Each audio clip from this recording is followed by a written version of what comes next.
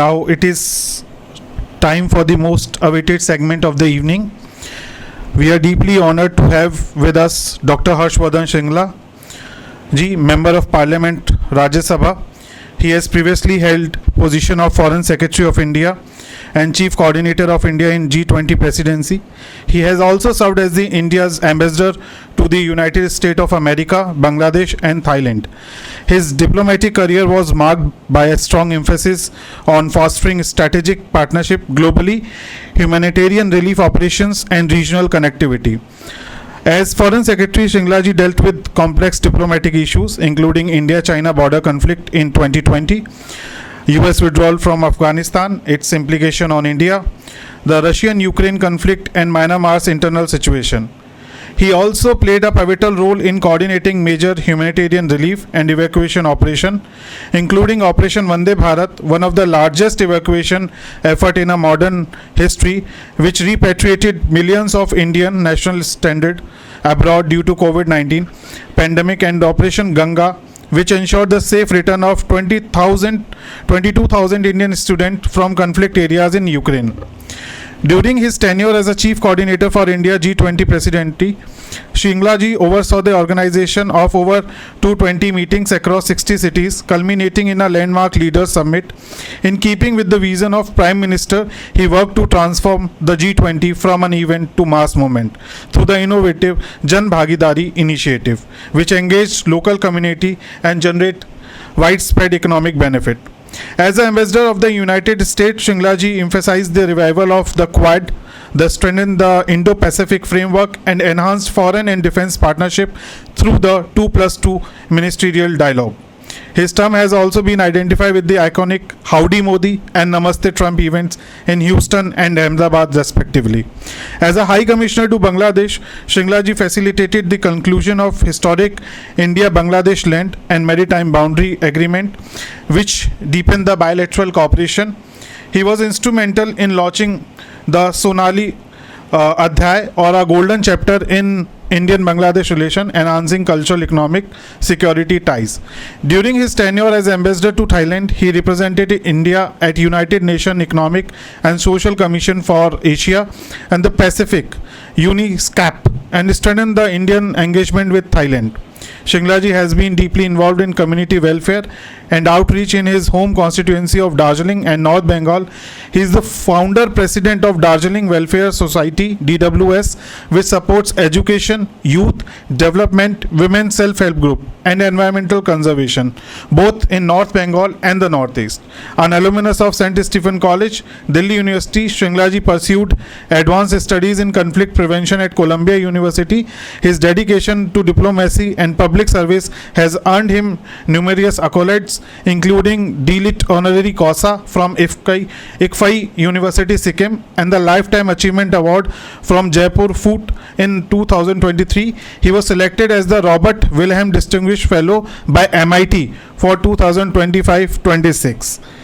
Sir, we are deeply honored to have you with us, and I request Dr. Shringla ji to kindly deliver his keynote address. President of the International Center for Cultural Studies, ICCS, Dr. Shashi Balaji, Chair of the session, Dr. Ratan Sharda ji, Secretary General of the ICCS, Professor Amarjeev Lochan ji, Secretary General of the ICCS, Shri Prakash Chandra Sharma ji. This is a very fortuitous occasion for me because I've met so many of my good friends here, and I'm so happy that I met Shyam Parande ji, the Secretary General of SEWA. Of course, we have Dr. Tarun Vijay, former Member of Parliament, one of the persons with whom we have had so much interaction on foreign policy related issues. We have Jagdish Mukhi ji here, former governor, minister. Very happy to see Ravi ji here from my Bangkok days. अभी भी हमें आपके वैदिक mathematics पे जो आपने ज्ञान दिया था, मुझे अभी भी याद है उसके बारे में. my own batchmate Meenakshi Gupta ji, Satish Gupta ji, who was with Sushma Swaraj ji, another very close friend, and so many other friends were here. It is so good to see all of them. आदरणीय विद्वानों, माननीय अतिथियों, मित्रों, नमस्कार। मेरे लिए बहुत ही गर्व और सम्मान की बात है कि आज मैं केशव कुंज में 13वीं चमनलाल जी मेमोरियल लेक्चर के लिए आप सभी के बीच में उपस्थित हूँ। सबसे पहले मैं ICCS के ऑफिस बेरर्स डॉक्टर शशिबाला, जिनको मैं बैंकॉक में मिला था, तो बैंकॉक एक कॉमन लिंक हो गया हमारे बीच में। हमारे ट्रेजरर प्रकाश चंद्र शर्मा जी और मेरे अच्छे दोस्त प्रोफेसर अमरजीव लोचन को मैं धन्यवाद देना चाहता हूँ, हृदय से धन्यवाद देना चाहता हूँ इस सुंदर कार्यक्रम में आमंत्रित करने के लिए। मैं डॉक्टर शारदा का आभार व्यक्त करता हूँ कि इन्होंने इस सत्र की अध्यक्षता कर रहे हैं, और मैं आप सभी का बहुत बहुत धन्यवाद करना चाहता हूँ कि आप दूर दूर से आए इस विषय पर हमारे साथ संपर्क करने के लिए। आज का विषय India's role in a changing world order है।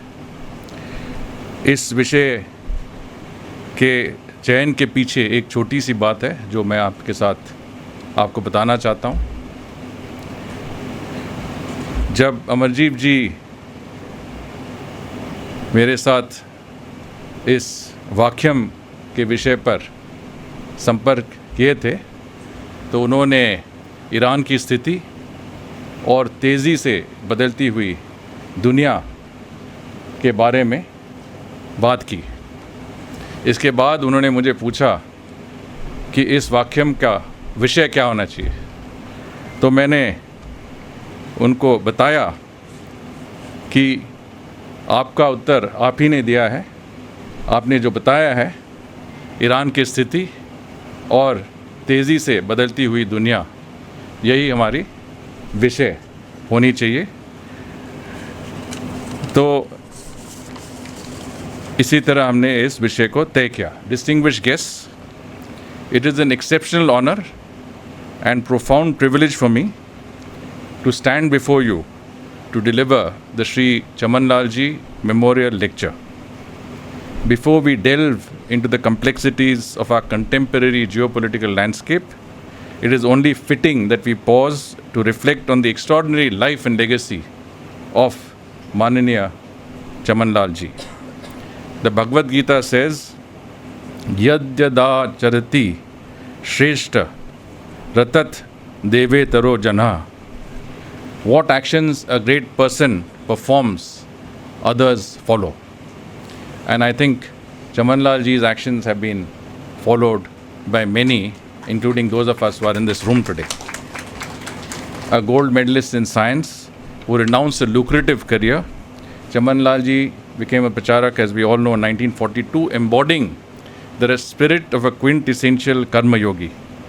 From tending to the victims of partition to becoming the foundational architect of a global network that connected the Indian diaspora across countries, his life was a testament to selfless service. He initiated the monumental project of creating a global network of the Sangh, ultimately becoming the central pillar and synonymous with its Vishwa Vibhag. He was a man of profound simplicity who possessed a scientist's discipline and a saint's dedication. Decades before global outreach became a standard diplomatic lexicon, Chamanlal Ji inherently understood that Bharat's civilizational strength and destiny exceeded far beyond her geographical borders. It is upon the foundation of such visionary foresight that our modern diplomatic apparatus stands today. Now, the subject before us essentially is about the changing world order. And I just want to spend a few moments before we get into the substance of this in trying to assess what is the world order. that we currently face. And I will just share with you some ideas. The international order is undergoing a profound transformation. The certainties of the post-Second World War order, the United Nations and its institutions, the Bretton Woods institutions, and a rules-based multilateral order are undergoing a profound and severe transformation. What is emerging is more transactional and interest-driven, driven by spheres of influence and great power bargaining, reminiscent of a different era, 18th century and before. In this emerging orders, there are no guarantees and few enduring norms. States can no longer rely on fixed rules or predictable alignments. We have to prepare for constant disruptions and shifting geopolitical circumstances. And I think that last part is especially relevant for us, any country, of course, for that matter, but particularly for us, where the constant shifting geopolitical order is something that we need to prepare ourselves for. Now, what is the characterizations of today's world? There are more conflicts today than have ever taken place since the end of the Cold War. And I'm not referring to large conflicts like the Middle East or in Europe. I'm talking about the small conflicts across Africa, whether it is Sudan, whether it is DRC, whether it is the Ivory Coast, whether it is Myanmar in our own neighborhood, or different parts of the world, conflicts are raging. In addition to this, of course, we have the weight of a black swan event like the COVID-19 pandemic. We have, following that, the Ukraine-Russia conflict. We have experienced the Israel-Hamas conflict, and today we see an Israel-US-Iran conflict which has engulfed not just the Persian Gulf region but well beyond it. So all of this is having a profound impact. इसका असर हमारे सभी के ऊपर पड़ रहा है और इसका नतीजा हम देख रहे हैं दुनिया में ज़्यादातर विकासशील देशों पर क्या असर पड़ रहा है। 60% विकासशील देशों के अंतर्राष्ट्रीय लेवल पे जो कर्जा है वो चुका नहीं पा रहे हैं और जो इकोनॉमिक स्थिति है इन देशों का वो डिटीरिएट होते जा रहा है। इसके अलावा जैसे मैंने कहा breakdown of a global order, जो हम समझते थे ग्लोबल गवर्नेंस के जो फ्रेमवर्क था वो आज हमारे सामने ही मतलब फेड आउट हो रहा है और इस पे भी हमें ध्यान देना चाहिए। अब हमारा क्या स्थिति है इसमें भी हमें सोचना चाहिए। 2 दिन पहले जैसे अमरजीत जी ने बताया, मैंने सांसद में ये कहा कि आज के माहौल में जबकि ज़्यादातर देश अपने जीडीपी अब देख रहे हैं कि अपने जीडीपी ड्रॉप हो रहा है, ग्रोथ ड्रॉप होते जा रहा है, इन्फ्लेशन बढ़ते जा रहा है और इनके जो फॉरेन एक्सचेंज रिजर्व्स हैं वो भी घटते जा रहे हैं। और अगर इस सिलसिले में देखें तो भारत का अर्थव्यवस्था एक बहुत ही सकारात्मक रूप से दिखाई देता है। ये आप पूछेंगे क्यों दिखाई देता है ऐसा। आज भारत का जीडीपी ग्रोथ 2025-26 में 7.6% था, जिससे हमें दुनिया के फास्टेस्ट ग्रोइंग इकोनॉमी माना जाता है।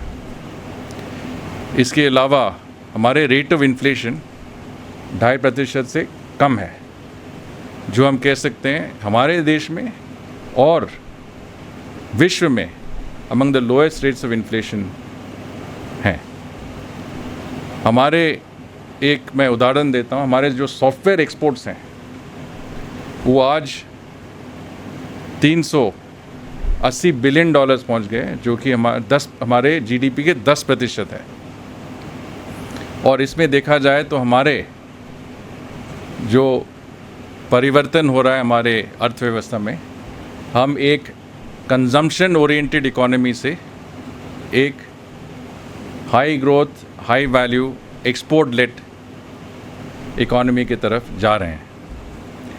और मोस्ट इम्पॉर्टेंटली, हाई ग्रोथ और लो इन्फ्लेशन के साथ हमारा balance of payments, foreign exchange reserves आज $725 बिलियन है, एक रिकॉर्ड है, जो कि 11 महीनों से ज़्यादा हमारे इंपोर्ट्स को कवर करता है।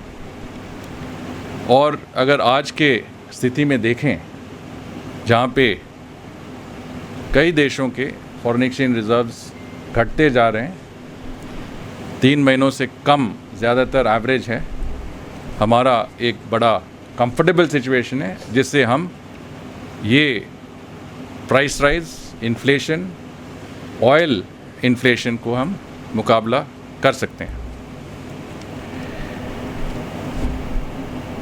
और एक बहुत ही महत्वपूर्ण मुद्दा है, इस पे एक कारण है जिससे हमें, मेरे ख्याल से जितने भी क्राइसिस सिचुएशंस जो मैंने बताए,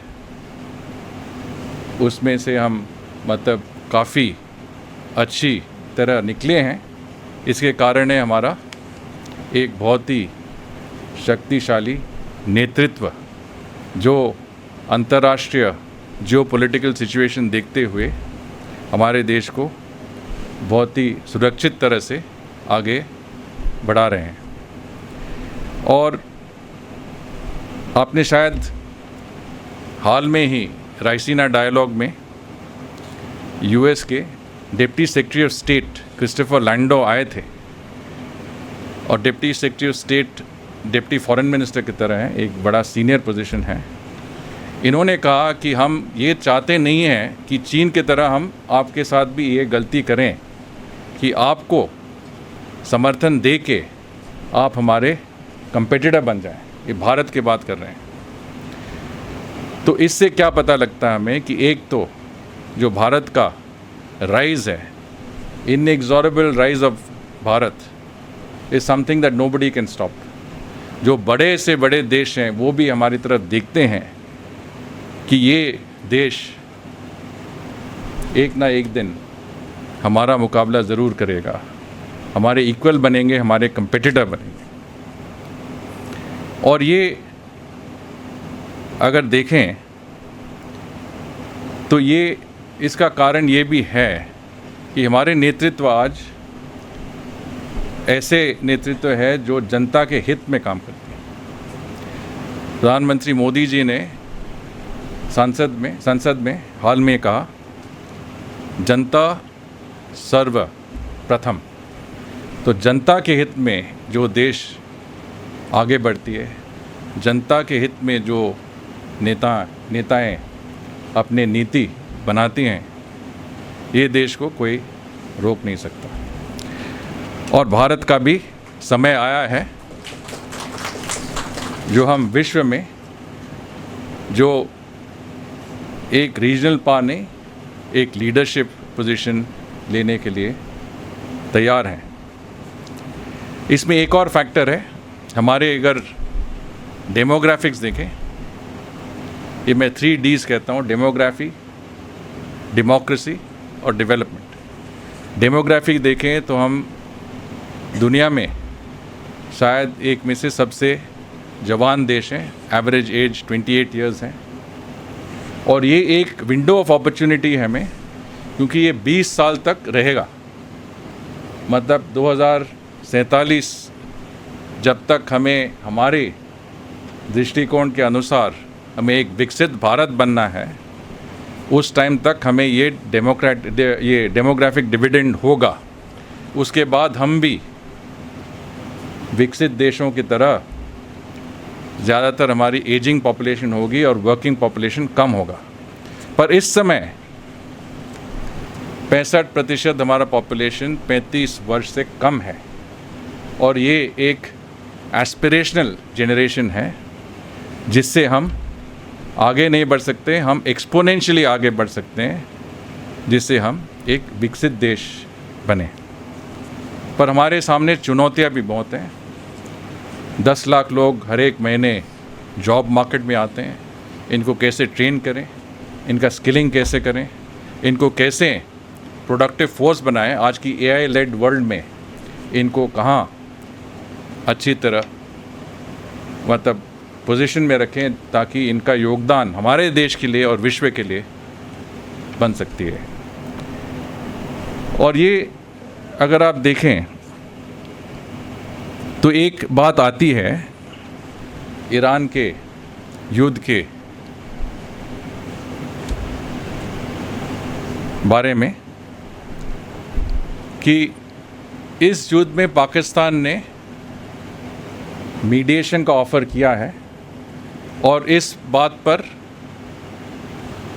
हमारे विपक्षी दलों और ख़ास तौर से राहुल गांधी बहुत मतलब एजिटेट हो गए हैं। वो कहते हैं कि ऐसे कैसे हुआ कि पाकिस्तान मीडिएट कर रही है और भारत कर नहीं रहा। एक बार आपको याद दिला दें कि पाकिस्तान एक US का मेजर नॉन नेटो एलाय है। इसका मतलब एलाय का मतलब ये है कि आप Jordan, Israel, Japan, Korea, Australia जितने भी US की एलाइज़ हैं जहाँ पे ये प्रोविजनिंग रख सकते हैं, जहाँ पे ये इनके टेरिटरी पे यूटिलाइज़ कर सकते हैं, जहाँ पे ये US के एलाय सिस्टम में एक हिस्सा है। हम कभी एलाय नहीं बने, भारत कभी किसी का एलाय नहीं बना। हम पार्टनर बन सकते हैं पर एलाय कभी बने नहीं, ना तो हमें बनना है। और इसमें फ़र्क ये है कि हमारी जो प्रयास है, हमारी प्रयास अपना प्रयास है शांति के लिए। हमने भी यूक्रेन कॉन्फ्लिक्ट में बहुत बार अपना नीति साफ किया है कि हमें एक शांतिपूर्वक दुनिया चाहिए, कूटनीतिक और चर्चा के माध्यम से शांति होना चाहिए। और किसी ने मोदी जी को भी पूछा कि आप यूक्रेन कॉन्फ्लिक्ट में न्यूट्रल रहे हैं, तो उन्होंने ये बताया कि हम न्यूट्रल नहीं हैं, हम किसी के पक्ष में हैं, हम शांति के पक्ष में हैं। और ये पाकिस्तान और भारत के अंतर ये है कि हम अपने प्रयास करते हैं, हम अपने स्टेप्स लेते हैं। आपने देखा होगा कि यूक्रेन कॉन्फ्लिक्ट में भी प्रधानमंत्री मोदी जी यूक्रेन भी गए, रशिया भी गए। ईरान में इनकी बात ईरान के राष्ट्रपति पेजेश्कियान से बात हुई है, नेतन्याहू से बात हुई है, सऊदी अरेबिया से बात हुई है, गल्फ़ के सारे लीडर्स के साथ बात हुई है और राष्ट्रपति ट्रंप से भी बात हुई है। एक बार नहीं, 2 बार, 2 राउंड ऑफ टॉक्स में हैं, जिसमें हमारे जो प्रस्ताव हैं कि ये कॉन्फ्लिक्ट को डी एस्केलेट करना चाहिए, इंफ्रास्ट्रक्चर पर हमला नहीं होना चाहिए, स्ट्रेट ऑफ हॉर्मुज़ को फ्री रखना चाहिए और जल्दी से जल्दी शांति की तरफ हमें बढ़ना चाहिए। ये सब ने नोट किया है और ट्रंप ने भी नोट किया है। पर जब इनको एक एलाय की ज़रूरत होता है तो किसी को ये काम दे देते हैं, और पाकिस्तान को ये काम दिया गया है कि जाइए, आप जाइए, इनसे बात कीजिए, उनसे बात कीजिए और कुछ इसमें फैसिलिटेट कीजिए। और आपको याद भी होगा कि मीडिएशन एक शब्द है जो हम मानते नहीं हैं। जम्मू एंड कश्मीर का जो मुद्दा है UN सिक्योरिटी काउंसिल में कब ले गए? प्रधानमंत्री नेहरू के समय में इन्होंने ये निर्णय किया कि जम्मू एंड कश्मीर का मुद्दा UN सिक्योरिटी काउंसिल में लिया जाए 1948, और आज 2026 में अभी भी UN के एजेंडा में है। और कभी मतलब ये फिर मुद्दा एक्टिव नहीं होगा, पर मुद्दा रहा है। और ये एक बहुत बड़ा गलती किया कि इंटरनेशनल लेवल पे हमारे जो मुद्दे हैं, जो बायलैटरल मुद्दे हैं और भारत का जो इंटरनल किस्सा है वो हम यूएन ले गए। तो इसमें कोई कंपैरिजन नहीं होना चाहिए। एक देश जो एलाइड देश है, जो यूएस के कहने पे, यूएस के इशारे पे जल्दी से जल्दी रिएक्ट करता है, और एक देश है जिसके सिविलाइजेशनल वैल्यूज़ हैं, जिसके मॉरल स्ट्रेंथ और कॉन्शियंस है, और जिसका ये बिल्कुल फर्म कन्विक्शन है कि जो भी हमें करना है हमारे जनता के हित में करना है, किसी और के कहने पे हम कभी नहीं करेंगे। और ये हमारे मेन चीज़ें आज कि इस दुनिया में जो बदलती रहती है दुनिया, यूनिपोलर, एक तो बाइपोलर, ईस्ट और वेस्ट, सोवियत यूनियन और यूनाइटेड स्टेट्स लेड सिस्टम्स थे। उसके बाद एक ब्रीफ यूनिपोलर मोमेंट हुआ जिस पे यूएस प्रिडोमिनेंट हुए।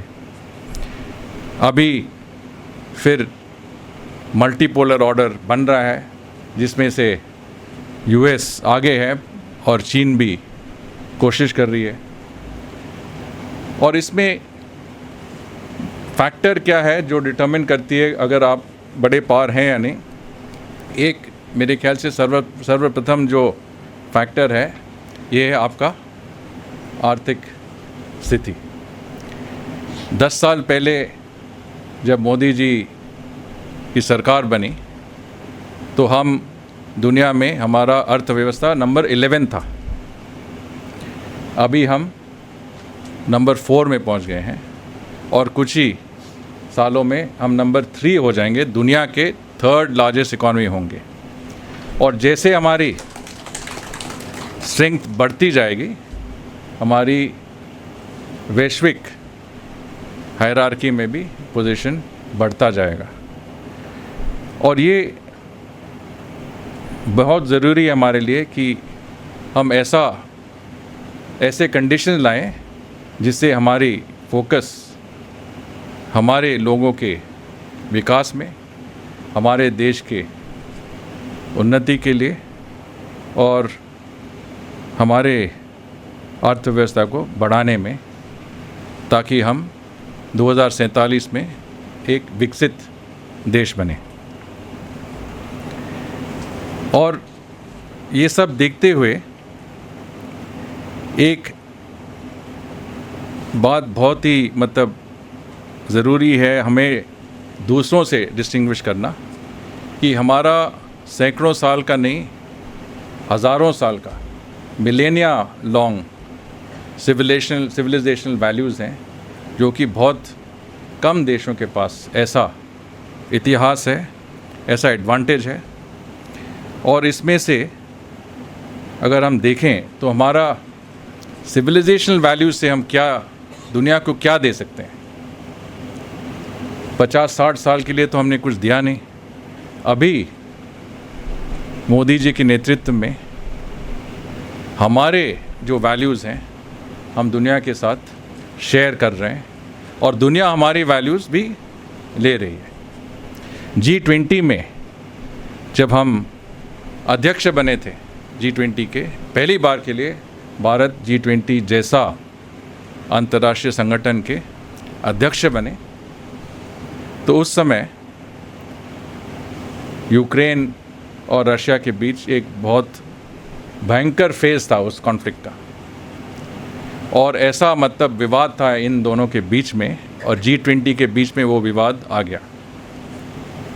तो हमारे सामने ये चुनौती थी कि हम कैसे हमारे अध्यक्षता में G20 को सफल बनाएं और विश्व के चुनौतियों के साथ कुछ समाधान भी लाएं।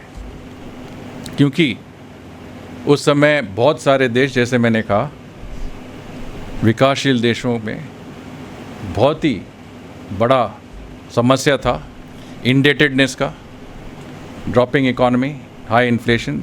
श्रीलंका, बांग्लादेश, नेपाल और अफ्रीका, बहुत सारे देशों की बहुत बुरा हालत था। और मुझे याद है कि उस टाइम जब भी हम पीएम साहब के पास जाते थे कुछ प्रस्ताव के साथ, तो पूरी तरह रिसर्च करनी पड़ती थी। ड्यू डिलिजेंस आपका अगर पूरा नहीं होता तो आप बेहतर है कि नहीं जाएं उनके पास। तो थीम का हमें निर्णय करना था कि G20 में हमारी अध्यक्षता में क्या थीम होनी चाहिए G20 का। तो उस समय बहुत सारे थीम्स थे, हमने एक बहुत बड़ा लिस्ट बनाया और मुझे याद है कि ये लिस्ट में पहला जो था मैंने शुरू किया, पर हमारे कम से कम 20-25 ऑप्शंस थे। पहला ही ऑप्शन वासुदेव कुटुंबकम था और पीएम साहब ने कहा कि यहीं पे रुक जाओ, कि ये हमारा थीम बनेगा वासुदेव कुटुंबकम।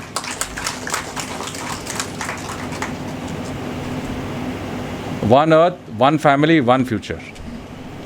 अर्थ इज़ वन फैमिली।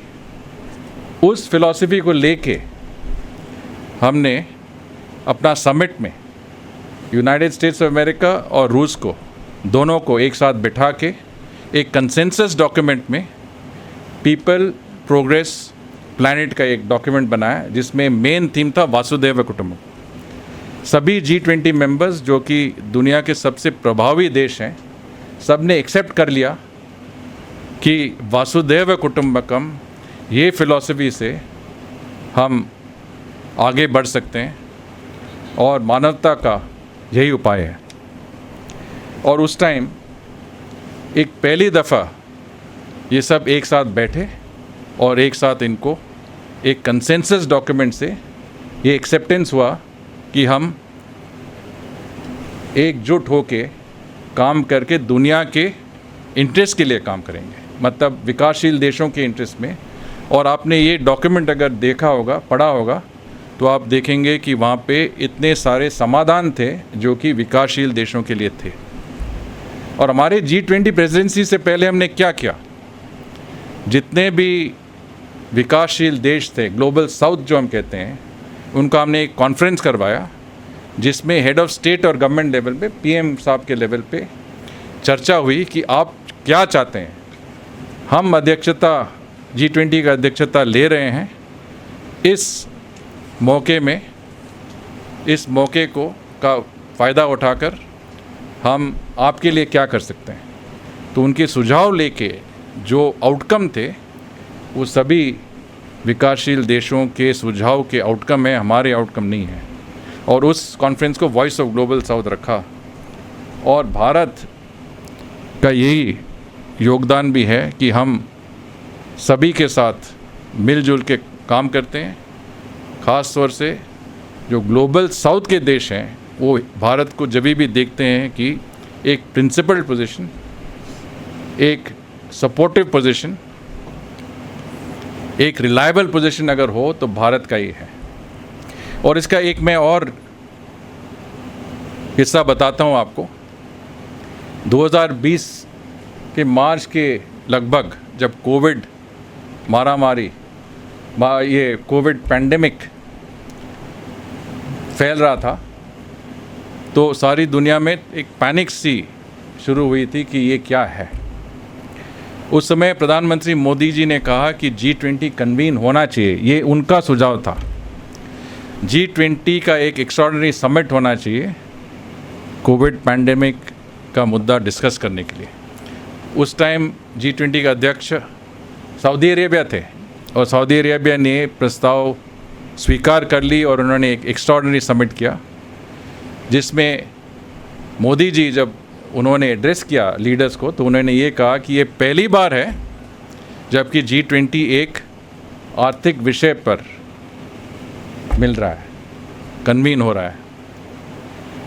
आर्थिक विषय पर कन्वीन मतलब जब भी आर्थिक विषय पर कन्वीन हुआ है, ये पहली बार है कि एक नॉन फाइनेंशियल, नॉन इकोनॉमिक मुद्दे पर कन्वीन हो रहा है, एक ह्यूमैनिटेरियन मुद्दे पर कन्वीन हो रहा है। और उन्होंने उस टाइम एक ह्यूमन सेंट्रिक ग्लोबलाइजेशन, मानव केंद्रित वैश्वीकरण की बात की थी। पहली बार दुनिया ने ये टर्म सुना कि हम कैसे दूसरे लोगों को समर्थन करें। और आपको याद है कि कोविड के समय में बहुत कम देश थे जिनका कैपेसिटी था कि वैक्सीन बनाना। यूएस ने बनाया, चीन ने बनाया, रशिया ने भी बनाया, पर हमारे कम से कम 2 या 3 वैक्सीन्स थे जो कि इंडिजिनस वैक्सीन्स थे, और हमने यहाँ का हालत देखते हुए भी ये वैक्सीन हमारे पड़ोसी देशों, विकासशील देशों के साथ शेयर किया और उनको कोविड का मुकाबला करने के लिए भी हमने सहायता दिया। हमारे देश में हमने 2 बिलियन वैक्सीन एडमिनिस्टर किए। एक दिन ऑस्ट्रेलिया के फॉरेन मिनिस्टर भारत आए थे, उनके साथ बात हो रही थी 2021 में, 17 सितंबर 2021 में। तो वो कह रहे थे कि देखिए बहुत बड़ा चुनौती है कि हमारे लोगों को वैक्सीनेशन करना, क्योंकि ये टास्क इतना बड़ा है कि हम कर ही नहीं पा रहे हैं। तो हमने कहा आपका जनसंख्या कितना है? तो उन्होंने कहा कि 2.5 लाख की जनसंख्या है। तो हमने कहा आज का दिन 17 सितंबर 2021 हमने 2.5 लाख वैक्सीनेशन एडमिनिस्टर की। एक दिन में ऑस्ट्रेलिया का पूरा पॉपुलेशन का हमने वैक्सीनेशन दिया। और ये वैक्सीनेशन और ये जो हमने मदद दिया, आपका मैं एक इंसिडेंट रिलेट करता हूँ कि ऑप सिंदूर के बाद हम कई देशों में गए थे, ये पार्लियामेंट्री डेलीगेशन गए थे। मैं भी एक डेलीगेशन के साथ गया था। उस टाइम मैं सांसद नहीं था, पर एक्सपर्ट की रूप में मैं गया था।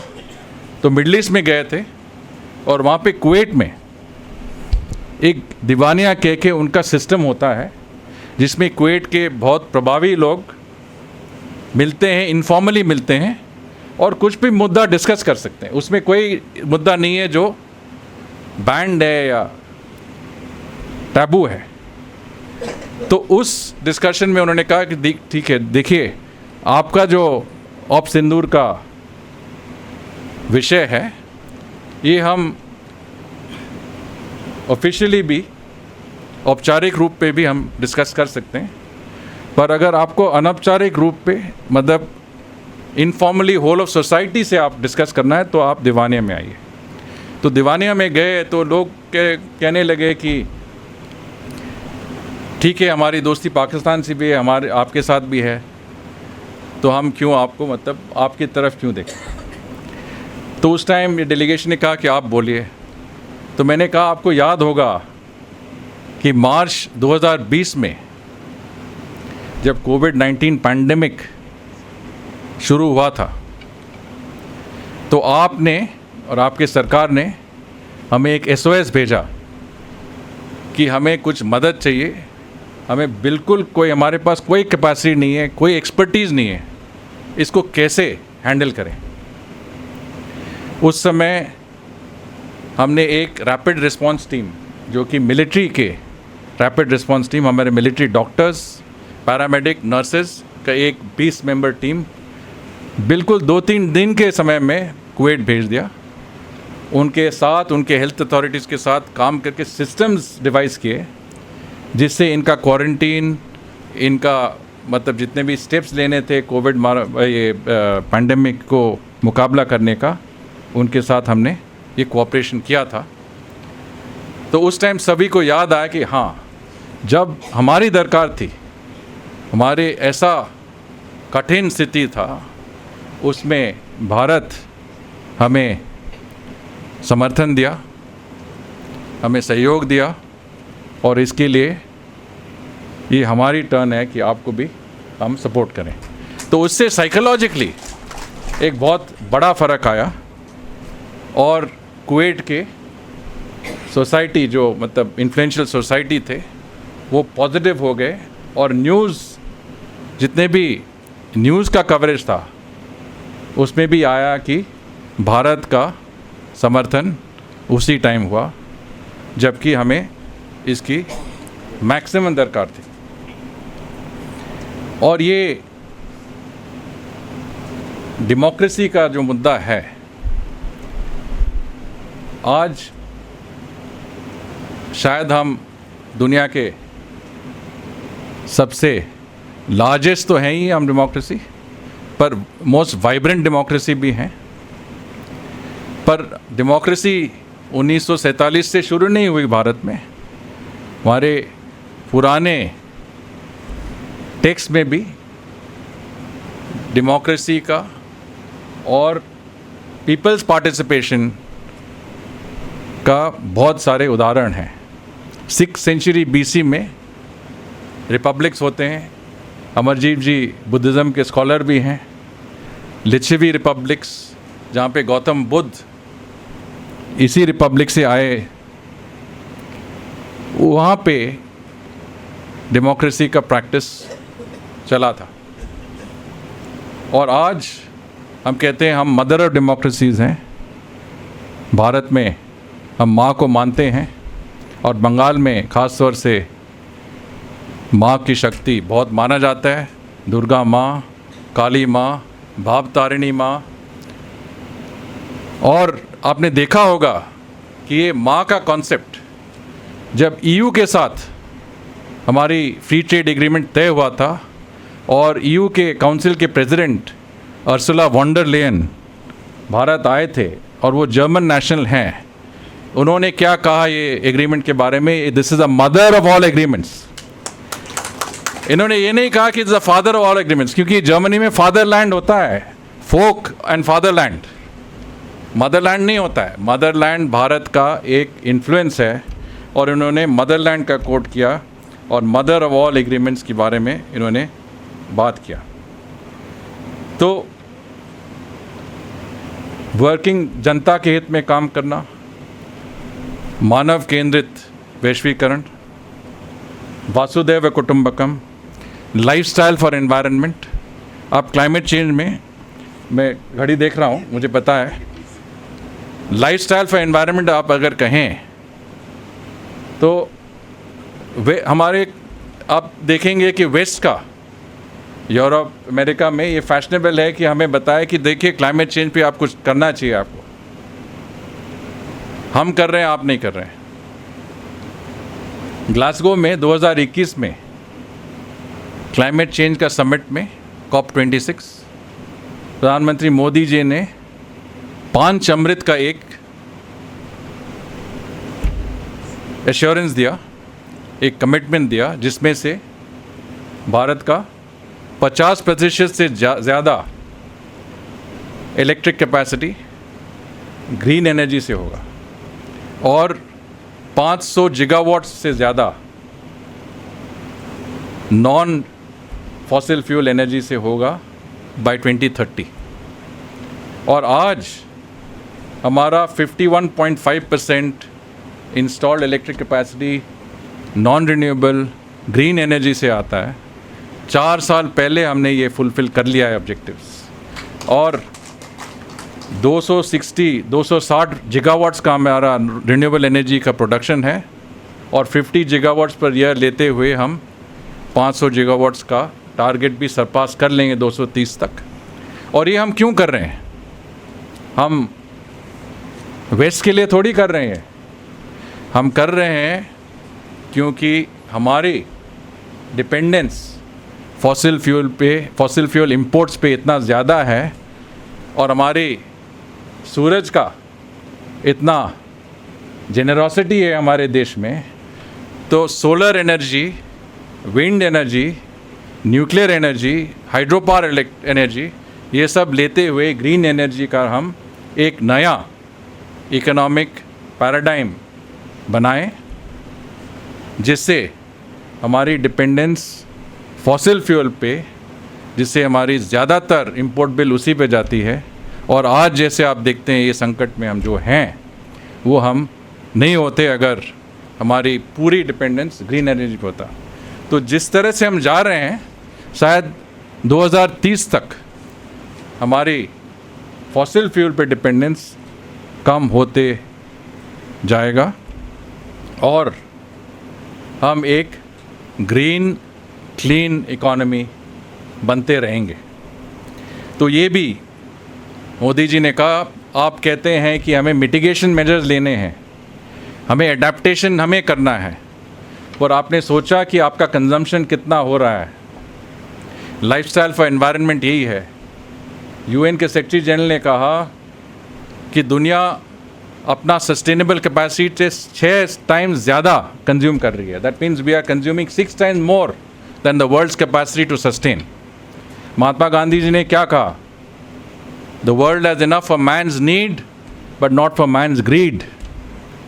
तो if you want climate change to succeed, you have to lead a sustainable lifestyle, consume less energy, be less generous with all of the things that you do. हमारे देश में circular economy, everybody uses everything till it is completely utilized. वो concept है. Waste में नहीं है. आपने एक शर्ट खरीद लिया समर में, नेक्स्ट समर आप ये शर्ट बिल्कुल फैशनेबल नहीं है, आपने रिजेक्ट कर लिया. Entire system is working based on consumption and demand.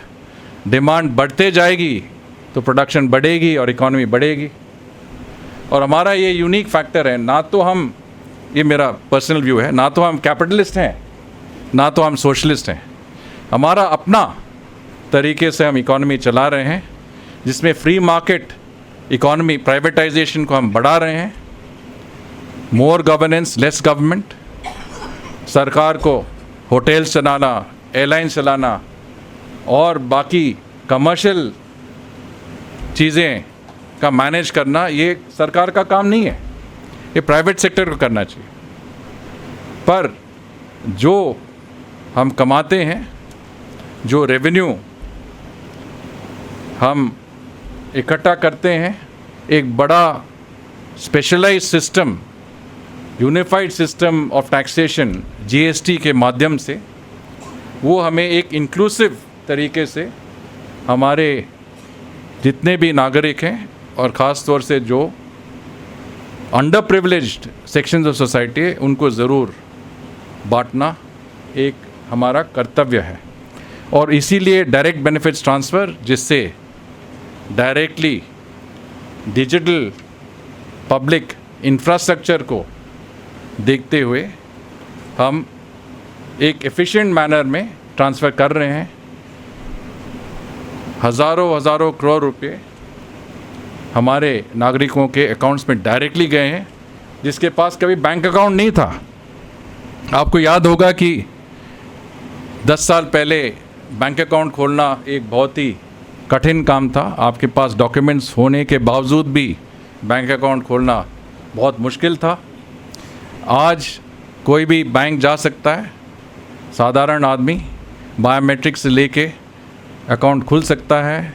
Banking the अनबैंकेबल, जिससे 450 मतलब 45 करोड़ से ज़्यादा अकाउंट्स खुल गए हैं और इस अकाउंट्स में डायरेक्टली लोगों को पैसे मिल रहे हैं. तो हमारे जो आइडियाज़ हैं, digital public infrastructure, financial inclusion, ये आइडियाज़ सारा दुनिया को चाहिए. जब मैं G20 में था तो ज़्यादातर विकासशील देश के जो प्रतिनिधि थे वो चाहते थे कि हम शेयर करें कि हम कैसे कर रहे हैं, हमें कैसे हमारे विकास का फ़ायदा हमारे लोगों को डायरेक्टली पहुंचा रहे हैं.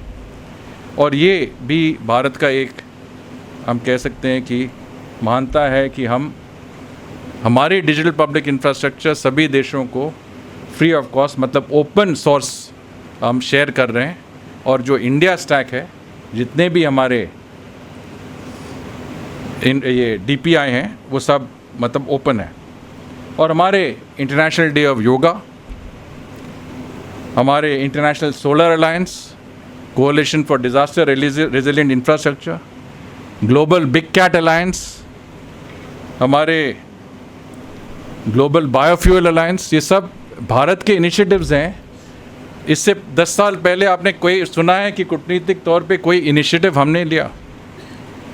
मैं डिप्लोमेसी में 40 साल रहा और कभी हमने इनिशिएटिव लिया नहीं. हम रिएक्ट करते रहे, दूसरे इनिशिएटिव ले, हम रिएक्ट करते रहे. अब हम इनिशिएटिव ले रहे हैं, दूसरे रिएक्ट कर रहे हैं. इस साल हमने 4 मेजर कॉन्फ्रेंसेस ऑर्गेनाइज किए. AI इम्पैक्ट समिट, ब्रिक्स के हम चेयर हैं, ये समिट होगी. इंडिया अफ्रीका फोरम समिट मई के एंड में होगी. और इसके साथ ही साथ बिग कैट अलायंस, जो भी जिस कंट्रीज़ के ये बिग कैट्स हैं, जैसे कि लायन, टाइगर, लेपर्ड, चीता वगैरह, वो कंट्रीज़ का जो ग्रुपिंग है उसका भी पहली दफ़ा भारत में समिट होगी। तो ये आप कह सकते हैं कि दुनिया में विवाद चल रहा है, पर हम दुनिया को एक साथ एकजुट कर रहे हैं और ये भारत का एक महानता है। और मैं सोचता हूँ कि एक आज दुनिया में, जिस दुनिया में हम हैं, ये हमारी कर्तव्य भी है कि हम ये करें। तो मैं देखता हूँ कि अमरजीत जी घड़ी देख रहे हैं, टाइम ख़त्म हो गया, समाप्त हो गया, और बहुत सारे चीज़ें आपके साथ शेयर करने थे, पर we can continue and we can also, I think, meet separately. But ladies and gentlemen, India's journey of navigating the dynamics of geopolitics is one of profound measure and empirically packed confidence. We are no longer a peripheral player, merely reacting to the dictates of an established global order. Today, we are creating a new global order, and we are proud of it. Vishwamitra, Vishwabandhu, Vasudeva Kutumbakam, Viksit Bharat, these are all synonymous with lexicon around the world, and we will continue to create that lexicon. Thank you for bearing with me. Sabhi ko bahut bahut dhanyawad. Namaskar.